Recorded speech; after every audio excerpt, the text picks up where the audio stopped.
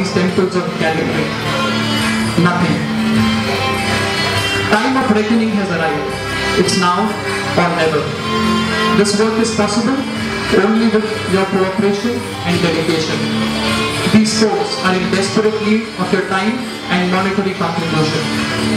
If we do not protect these mountains today, in fact, a time will come when the next generation may ask us, did these folks really exist? We need your valuable contribution to pass on this legacy safely on to our children. Shri Shiva Samvardhan Sanstha, thank you.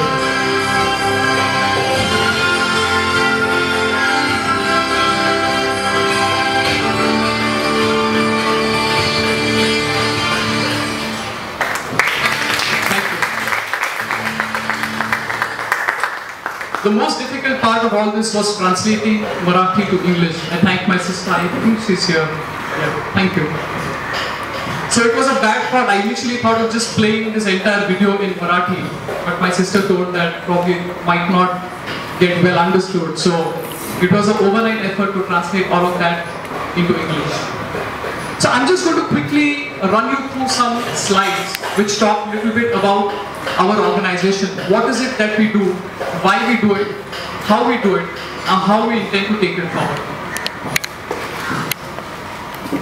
So if you really look at Maharashtra, it has a lot of glorious history of saints, freedom fighters, also known for temples and caves. I already talked about over 300 forts, just within about 450 kilometers between, say, Gujarat border on the north to about Karnataka border on the south, all along the western ghats. Sahyadris, they run parallel to the coast. Has everybody heard of Shivaji Maharaj? Yeah, so he set up Swaraj. It was probably the first resistance offered to the Mughals as they started coming down south all the way from Delhi. This was this little pocket of independent India which existed between, I would say, 1640 till about 1680, for about 40-45 odd years, when Shivaji offered some stiff resistance. Otherwise, all along, pretty much the Mughals crushed everybody as they started coming down south, but they were held at bay by Shivaji when they reached Maharashtra. Move to the next slide, please. So he had a control of about 360 forts to secure his growing kingdom. So Shivaji is known for a lot of guerrilla warfare, and quite a few authors have also termed him as, I would say, a terrorist kind of a guy. But one really needs to understand why he did what he did. The fact of the story is that Shivaji was not a born king. He did not have the resources. So he essentially had to mobilize people from small villages here and there, and there was no way he was able to put up a fight to the mighty Mughals, who had probably elephants, camels, horses, and large amount of infantry. So what he really did is he tried to play to his own strengths. So he built up his little forts on top of high mountains, where neither the horse nor the elephant or the camel could reach. Essentially he had to get down, climb all the way to the up, and he had a natural advantage of being at a higher altitude, and that's how he was able to defeat and offer a stiff resistance to almost any aggressor who came down onto his kingdom. Though there are about 350 forts, Shivaji did not construct all of them, but they have been all along, as I talked about in the little video, the Yadavas, the Shila Vihars, the Satvahanas, they had already constructed this fort, but as and when he conquered these forts, he strengthened the fortifications, made them a little bit, I would say, much more stronger. By 1716, Maratha power had reached its zenith with a territory of over 250 million acres. I'm talking, this is an era after Shivaji, during the rule of the Peshwas. I think Bajirao Peshwa went all the way up to Delhi and even challenged the Mughals. He was unsuccessful. There's this famous battle of Panipat where he was defeated. Next slide, please.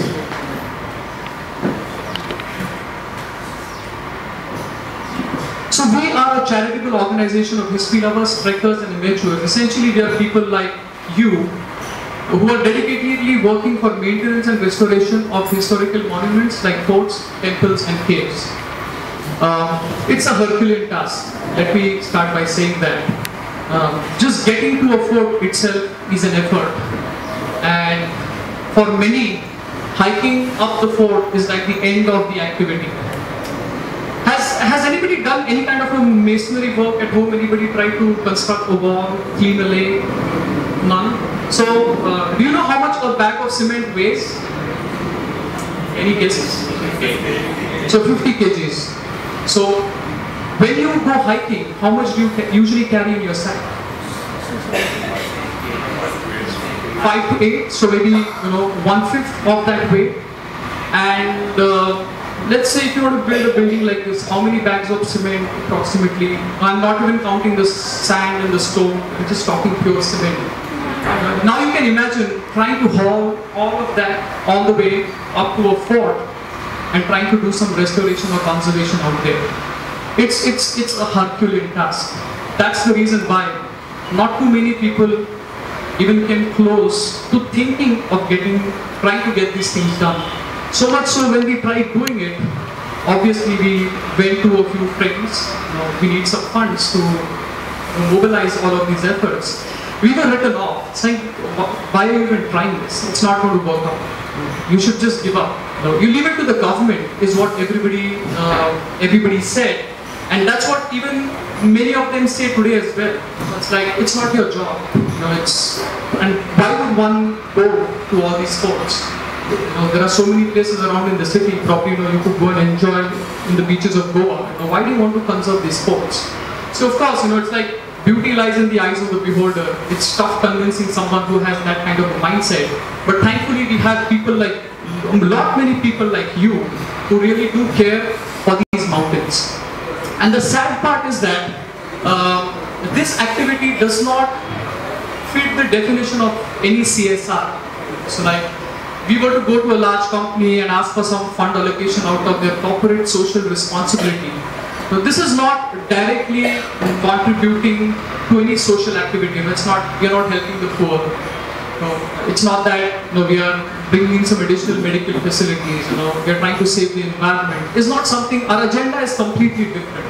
The agenda is a mix of history, passion, outdoors. You put all of that together is what we are trying to achieve. So much so when I joined this organization, there is no formal joining. You just jump into one of these meetings and you're one amongst them. For the first 6 months, even I had a tough time trying to identify what exactly are we trying to do here. Like, do I love history? Probably yes. Do I know it enough? Probably not.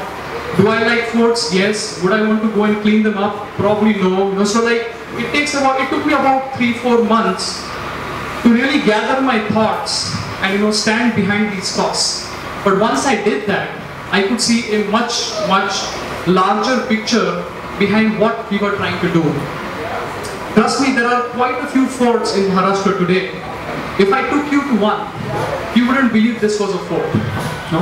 And like Arun was talking about many lakes, there are a lot of forts which were within the cities. And all of these forts are gone today. Very few exist. Most of the forts which are within the city were either demolished, obviously for real estate. So much so, people have stolen the stone and sand from the fort walls and built their own houses. The fact of the matter was that the British actually wanted to play it that way. They really wanted to crumble the entire power down. So they did not police that matter as well. So what's really left today are only those forts which are high up mountains where nobody really cares to go. And whoever ends up going up there, probably a pack of 15-20 people like us, we go out for hiking, we stay there, camp there overnight, we come back, and for the rest of the year, they're just completely weather beaten. Nobody takes care of them. If people come, like so many people come, I would say most of the tourists, they drink, can't stop them. You try stopping them, you just don't have the physical might to do that. So the only possible way to get this, what we realized, is trying to build a little ecosystem behind these sports. There are quite a few villages who probably can become self-sustaining if they are linked to some economic benefit that they can derive out of this forts. So some of that I will talk through the forthcoming slides. Can we move to the next slide, please?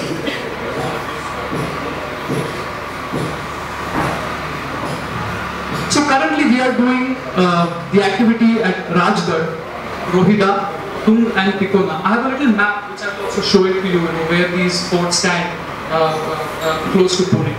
Next slide, please. So basically we want to conserve the fort's fortification and fort structure, caves and ancient temples, preservation of ambient nature, plantation of trees. So while you read this, I will tell you a little funny story. If you look at how these forts are administratively managed in the state of Maharashtra, is there are certain forts that come under the revenue department of the state of Maharashtra, certain forts come under the forest department, and certain forts come under the archaeological department. So Rajgarh is one fort, very prominent. Probably it has the strongest legacy of history. It was Shivaji's capital for about 25 years. That comes under the revenue department. Okay? So if you go to the revenue department, it's like, we really don't have to do much about this fort. We can't even look for the records when that fort was assigned to us. Why don't you go talk to the state archaeological guys? You go talk to them, they said, oh, we thought this actually belonged to the forest department. When we go talk to the forest department, what they said, there is no forest on top of the forts. The forest is only on the slopes. So we really got nothing to do with what you do on top. So all said and done, nobody is actually standing behind this fort trying to do something. And I'm not too sure if you're aware of the political situation in Maharashtra, but Shivaji is like a big political, a hero. There are a lot of political institutions who try to take credit every now and then, saying that they are the party which is trying to take their legacy forward. So only during his anniversary or some celebrations, all these political parties come together, and there are huge sums of money that are sanctioned for conservation work. And year after year, we just keep wondering where all that money went. The forts still remain the way they were probably 20 years back. Move to the next slide, please. We can just skip this. We can go to the next one. Okay. So a couple of lessons that we learned was that we try to do everything by ourselves. So probably we had somebody like Peter, said, Peter, we trying to do, can you give me 20 volunteers over a weekend? We want to accomplish this activity. Peter was happy lending him his contacts for say 1 weekend, 2 weekends, 3 weekends. But these forts are huge. They're humongous. So like if you talk about Rajgarh, if you just want to see this fort from one end to the other, you would need about 2 days. So if you want to really even clean the fort up, you're going to take 2 months. And another thing is that being at a high altitude, in the winters it gets extremely cold and it's very windy. In the monsoons you can't even try getting up that mountain. So the work comes to a standstill between, I would say, second week of June till about late September. Then in the months of October and November, there is so much grass that grows on these slopes. You've got to wait for it to dry off before you start any conservation work. If the pictures that you saw, if you go in summer, you can recognize, oh, I can see this big wall over here. If you go in the monsoons, there is so much of vegetation, you wouldn't even know whether there is any structure behind this vegetation. So even when we do any cleanup activity, we can just do it once and forget. You've got to keep doing it year after year, otherwise that vegetation is going to come up again and it is still going to do the damage which it is doing to the fort structures. So ongoing projects, we are working on Rohida, Rajgarh, Tunga, Tikona. I think we just talked about all these things. We can skip to the other slide. So again, one of the challenges that we face over here is that we are a group of enthusiasts. Having said that, I'm no expert in conservation. I'm not an architect myself. I don't understand, what is the scientific way of digging something, or if I do come across something, what is it that I should be doing? So we always need help from all quarters. One of the biggest challenges that we face is hauling all this material up to that height. it is just not physically possible to move like a track, one truck load of sand from say ground level to this fort, which is 4,000 feet. You just can't do that. So we are seriously looking for some engineers who could build, like a dismantable pulley. We can just take it whenever we want, set it up, haul the material up. Once the work is done, wind it up and take it back. Because the risk that we run is that if we leave the setup over there, somebody is going to break it, somebody is going to sell it and make some money out of it. Now we live in such a bad era that most of these forts had these huge cannons, and cannons are made out of solid iron. It's really sad, but what these local villagers did was that systematically they pushed the cannons off the cliffs, and when they would fall off the cliffs, they would break into smaller pieces. And metal sells at whatever, 8 rupees a kg or 10 rupees a kg. They would go to a local fellow and sell all of that to earn some money. So such is the level of ignorance that we face in the local villages today. In some of the distant places that we go, people don't even know that we've come all the way to see a fort. They don't even know that there's actually a fort upstairs, because they know that mountain in an entirely different name, and the only reason they go up there is probably to graze their cattle. They have got nothing to do with the history, nothing to do with the legacy.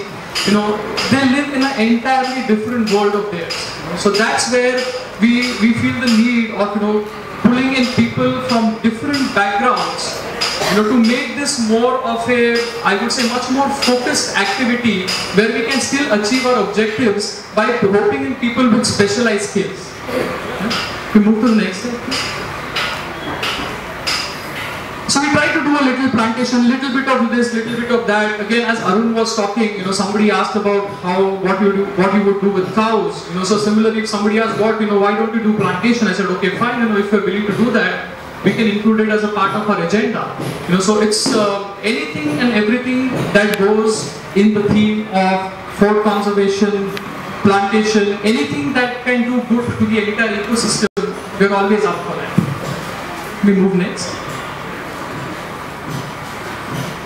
So these are some of the pictures of before and after. So this was the main entrance to the Rajgarh fort. And this vegetation typically grows at the end of every monsoon. Probably it goes about 7 to 8 feet in height.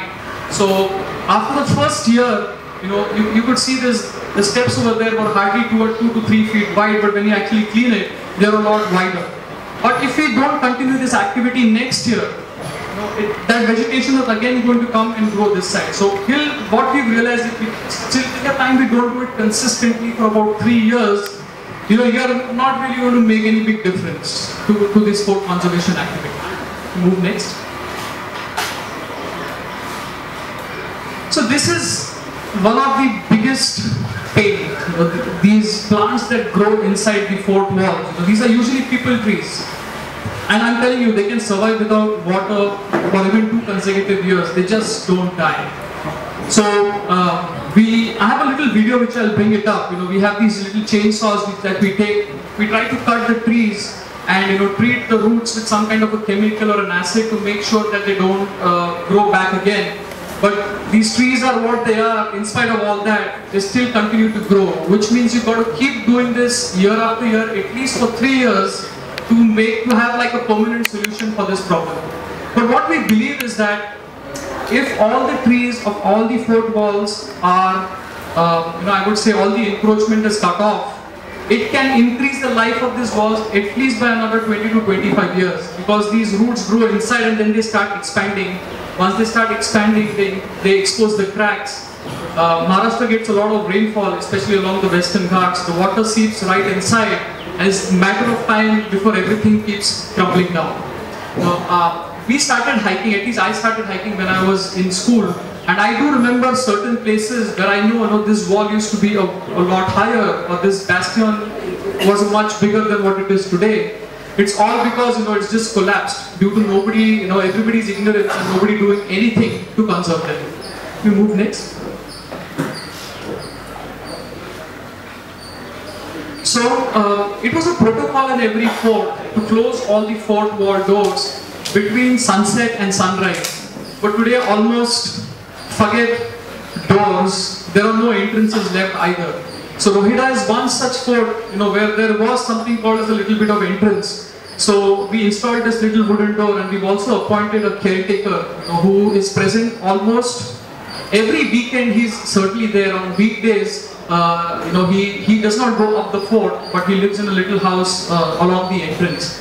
And what he really does is just keeps a tag of who all visited the fort, take down their name, numbers, telephone numbers, and we ask them to leave any feedback or comment to see whether the work that we are doing is acceptable to the people who are coming onto the fort. And it's quite heartening to know that this activity is being received well, especially by the local villagers who feel that if we really are able to upkeep this fort well, there will be far too many visitors coming to visit this fort, which means that there could be a little bit of, I would say, commerce activity or a little bit of economic benefit that these people can gain. If we move to the next one, please. So this is my favorite. So this is how it used to look before we actually got on to the activity, and this is how it looks today. So this is almost a common sight. You go to any fort in Maharashtra, this is what you would see. And to just get this thing done, it took us about 3 to 4 months, 20, I would say 10 to 15 people volunteering relentlessly on weekends. Because that time our organization was small and it was pretty much left to us to get these things done. But the moment you see something like this is possible, a lot more avenues open up. People stand behind us, and there was this group who approached us from a town called Aurangabad. This place is about 300 kilometers from Pune towards Nagpur. And they said, we want to help you out. Can we come and join you in this activity? What we told them was that it just does not make sense for you to come all the way 300 kilometers to Pune and help us with whatever work we are doing over here. Why don't we select a fort which is close to where you are, so that you will be able to channelize your efforts much more efficiently. And through that initiative, they selected 2 forts in that region. So Bahadurgarh and Antur, these are 2 new forts that we started working on since mid of last year. Move to the next one, please. So I was just talking to Peter when we were having lunch. When we go hiking in the Sahyadris, we really don't need to carry these little tents on our back or these huge cans of water. It's because almost every place that you would go for a hike has been some fort. It is some fort, and it will have some temple, some cave, some old building where you can camp for the night. And all these forts were built in such a way that you can have water all year round.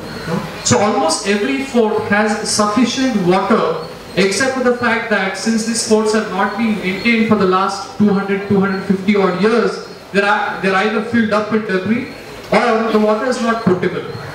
So the first and foremost thing that we did is, on all these 4 or 5 forts that we selected, we cleaned up the water systems. So thanks to that, now if you visit these forts today, you would have clean drinking water on all these forts.